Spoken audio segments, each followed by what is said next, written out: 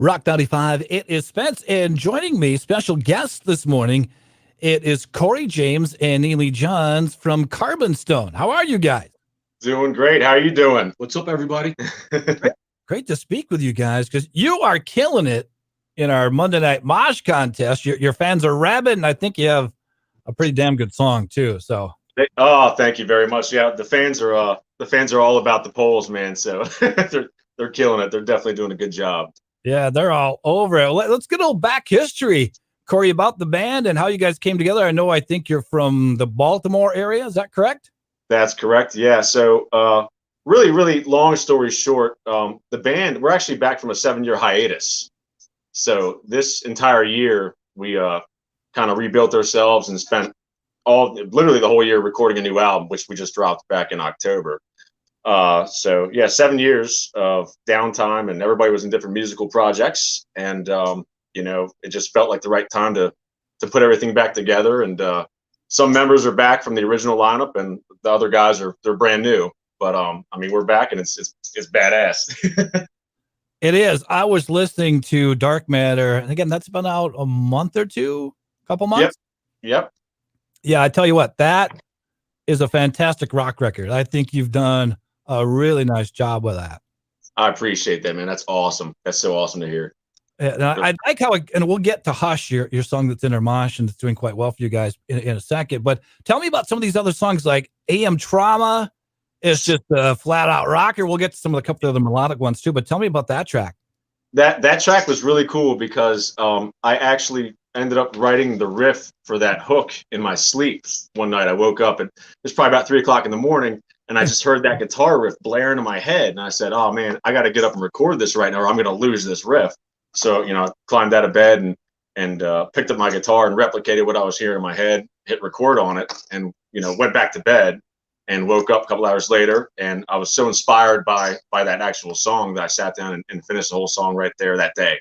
So that whole thing, I was blown away by that, because typically when I write, I don't do it in my sleep. You know what I mean? Not why I wouldn't think you would, but I guess you just got to keep a notepad now on the nightstand there. Well, tell me about the other writing process, because you have some really cool and interesting electronics that go into the sound of the band. Maybe talk about that and how you guys coordinate and write some of these tunes. That is actually that's Mr. Tony Corelli, and he's actually the studio engineer at the same time. So he's the synthist and production guy. He's our producer. Yeah, basically. But he writes a lot of what you hear as well. Yep. So he basically, we take the skeletal song to him, and we sit down, and then we rip the songs apart, and he starts adding electronic elements, and we either thumbs up or thumbs down. So that's literally how the process went for the entire album. So how does that work with the guitar parts then? You really got to work hand in glove together to figure out where to. We sit down and demo the songs, and it's really all guitar. And then sometimes some of the guitar parts will get converted to some sort of an electronic element. And sometimes the electronic elements are new ideas added to the song entirely. It's a mix. There's usually a little bit of both in almost every song. It's a fun process. It's fun. Well, that's cool. I'm glad you guys have such a passion for this. There's a couple of the songs that I think are outstanding too. They're a little more melodic. Kill the Dark is really cool. Yeah. I love the piano. Yeah. In that, and then Mend as well. But I like how you'll have a rocker, and Hush is more of a rocker too. But I like these other melodic tunes that you guys have on this record. That's badass, because we were really trying to make it a very, very diverse, dynamic kind of journey, and it's actually a concept album too at the same time. So when we released the album, we were telling the fans, like, please do yourself a huge favor and listen to it from track 1 to the final track of the song, which what was Lacerations, the opening track, right? And then Heal is the closing track. So the entire album is it's Dark Matter, obviously dark lyrical content, but that's what we wanted to put together. There was a really fun kind of story to tell, which again it's not fun lyrically, but it's fun to listen to sonically. Who are some of your influences then? Because it's got your sound, and I don't really think you really sound like anybody else, but you have definitely more of an industrial kind of vibe to it. Now, I'm sure that's part of the electronics, but who are some of the bands you kind of like? Yeah, I kind of like what they're doing, and then let's maybe do that and some of this. That's I mean, I'm a huge fan. Grew up a huge fan of Stabbing Westward and Nine Inch Nails, and I've always been a huge fan of Korn as well. So trying to take all the inspiration from all those bands that we listen to, and Neely listens to a whole bunch of other stuff that I don't all really kinds listen of crazy metal.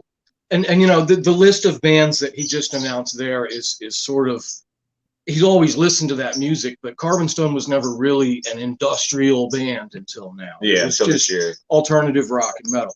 Yeah, we've always wanted to go the industrial route. We just didn't really have the means to do it. And you know, with technology and all the advancements and meeting Tony and all that stuff, so we've been able to finally make the sound that we wanted to have years ago, basically. Now, are you guys an independent band right now, or? Yes. Yep. We're independent. So that's a little more added stress. Yes, it is. Well, I mean, at least you're in control of your own, you know, your own music and things. But you know, trying to get, you know, and make this a success as a business plan too. Is there thoughts to, okay, this is also something we want to do as a passion. It's also a business. How do you have meetings and talk about how you plan your year and how you're going to plan to make money as a band, as a business? Yep, pretty much. I mean, outside of playing music and writing all that stuff, I handle a lot of the business aspects of Carbonstone, but there's definitely a lot of conversation and talk of, you know, what moves to make, what moves not to make, and how to keep, you know, pushing forward. Because obviously, you know, you can't, you know, in this world, you can't do what you want to do without money, unfortunately, especially with music. And it's so expensive with studio time and even just buying the merchandise up front that you're going to sell to the fans. It's a lot of work. It's definitely a lot of work. So, and again, we have the greatest fans in the world. They really have our back, like, all the time. Shout out to the Traumatics. Yes. Traumatics. Yep. Yes. So. Yeah, we've kind of crossed a threshold into a place where we're discovering that there is a massive learning curve to get any further. It's fun, but it's definitely work. And it's all about knowing who to trust as well, because a lot of bands are getting situations and they get screwed. So definitely. Yeah, you know, I'm sure you guys know all about that stuff too. But okay, what do you do then now in the future? What's your plans for 2022? Are you going to jump on some tour? Are you going to do some independent tours? Are you going to start more locally out east and make your way across the country? What are the plans for next year? Our plans are exactly starting out local, because it'll be our first show as Carbonstone in 7 years. So we're going to start local. We want to branch out, but we're still being hesitant because of COVID-19 and all the restrictions. And, you know, I hate to say it, but that's just the world we live in these days. So, you know, we're going to start small, and at least in our little East Coast area, and see what happens. But there's definitely a lot of fans out there that want us to branch out further, especially further west. We got a bunch of fans that want us further north as well. So that's what we want to do. So we'll see what happens. We've had offers for festivals, and we'll start entertaining them seriously in the near future. Yeah. Yep. Well, your song is doing quite well here, Mankato, and we added it to our rotation as well, because we can't deny the vote. So let's play it for a while, and we'll get to Hush. But tell me about this track. And I love it. And I guess there's several different ways to look at it, or metaphors to look at this. Is it keeping things inside? Is it good for you? Do you want to keep things inside? Tell me about the track and what you had in your head when you were writing it. Yep. It's really funny, because I actually wrote this song probably about 12 years ago, and actually did record a music video for it. And I never actually put it out onto iTunes or anywhere. It was a solo project. It was a solo project originally. So this is its second life, actually. Yeah. So the lyrics stay the same, and that's exactly what they're about. It's about, you know, holding on to things you shouldn't hold on to. And I've had so many listeners reach out to me saying they took it a certain way that others haven't. And that's incredible to me, that it's open-ended enough for anybody to take it and have it mean whatever it means to them. So, you know, it's definitely a powerful song for me personally, especially lyric. Yeah. And you kill it in the video too. I love the video for that track. Thank you very much. My wife actually did the lyric video for that. Yeah, really well done. And I don't know who did the production on this album. And I encourage people to check it out. Carbonstone, Dark Matter, great stuff. The production on this is really good. I mean, you can crank that thing up and it doesn't distort, because I do that when I listen to tunes, especially even in headphones. But well done on the production on that record. That's Tony. Yes, Tony. That's our synth producer. So thank you very much. I don't know if he's watching right now, but there you go, Tony.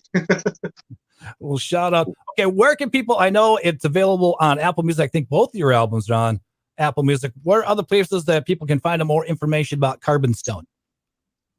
Carbonstone.net and all the usual places where you stream and buy music. And we're on Big Cartel with our merch, and we're not hard to find. Yeah, Pandora, Spotify, all the usual places that anybody would look for new music. We're everywhere. Which is good. Yes. Neely, Corey, thank you so much for your time. We appreciate it. And maybe if you ever get anywhere near Mankato, Minnesota, love to have you in studio. That'd be awesome, Spence. Thank you very much for having us, man. Let's fire this up. This is Carbonstone and Hush on Rock 95. Awesome horns.